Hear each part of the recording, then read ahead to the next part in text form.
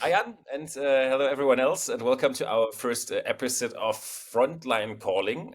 We'll basically be talking to each other once in a while, always, or at least on a weekly basis, always when one of us is in one of the frontline areas in this world, because we're both working as reporters for German TV, covering different crises in the world. And at the moment, Jan is the one out in the field in Ukraine, Kiev at the moment, and that's the situation we'll be talking about there now. How are things developing there? For the past few weeks, there's been a lot of talk about peace talks, negotiations, a possible ceasefire after Donald Trump took over office. That was on top of his agenda.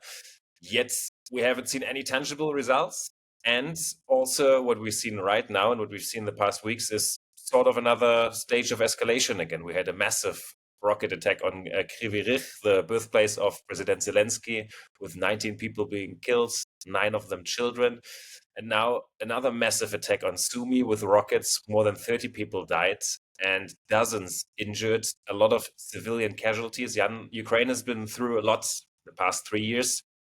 Now, these two massive attacks, how is the atmosphere in the country at the moment? Are people sort of used to these situations, or is it still shocking? Well, of course, people got used to the war here after more than 3 years, but I have the impression that what has been going on here in the last 2, 3 weeks has really shocked a lot of people, and has really made them very emotional again because they just don't understand why uh, there are so-called peace negotiations or ceasefire negotiations. And at the same time, there seems to be another escalation of the war. Like you said, Kryvyi just a few weeks ago, then Sumy, where so many civilians died. Especially now, Sumy was one of the worst attacks. It has been one of the worst attacks since the beginning. And this has shocked many people here. Um, I mean, terrible pictures, as you mentioned, especially the one of children being killed. What we hear from the Russian side is that they tried to target military ceremony going on apparently, or that was scheduled to be held in the center of Sumy. Um, do people believe in that version of the story, or do they think the Russians randomly targeted a public square where they thought there would be a lot of people? Well, there has been some discussion also on the Ukrainian side. Some local politicians accused the regional governor of Sumy of having plans to have some kind of military awards ceremony in Sumy on the day of the attack on Palm Sunday. And they said that this might have contributed to the attack, basically giving the Russians also a pretext for their strike, saying, yeah, we targeted a military gathering rather than civilians. But even if there's some truth to this, it's still unbelievable to the people here how lightly the Russians deal with what we call like collateral damage.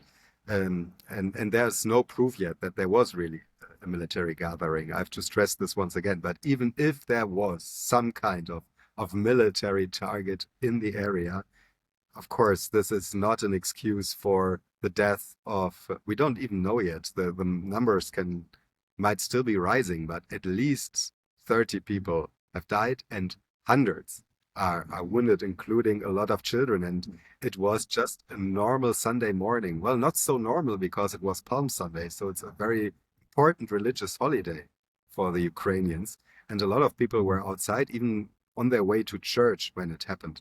So this has been extremely shocking. We wanted to go to Sumy ourselves on the attack. When we heard about the attack was in the morning. We directly tried to reach Sumy. We didn't get past the one of the last checkpoints.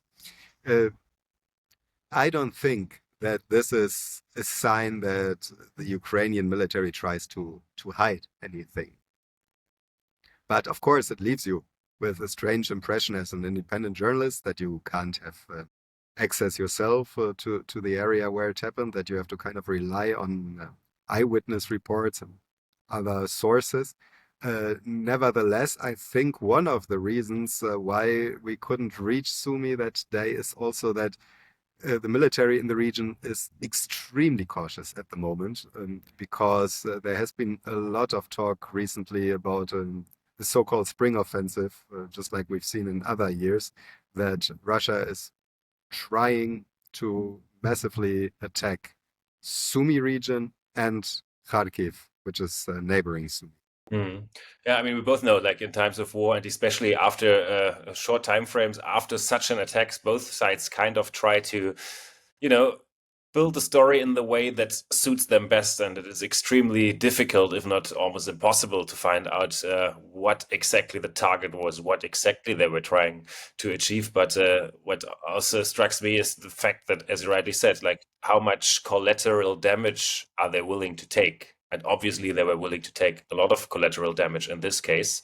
So many civilians obviously died. If you see the pictures, it's shocking, and it's something you see not only here in all wars, that it seems that the bar that you take a decision to carry out a strike, knowing there will be civilians, is getting lower and lower, and with total impunity, with a lack of consequences after something like this. We'll be talking about it a few days, and then that's it. It's quite frustrating, isn't it?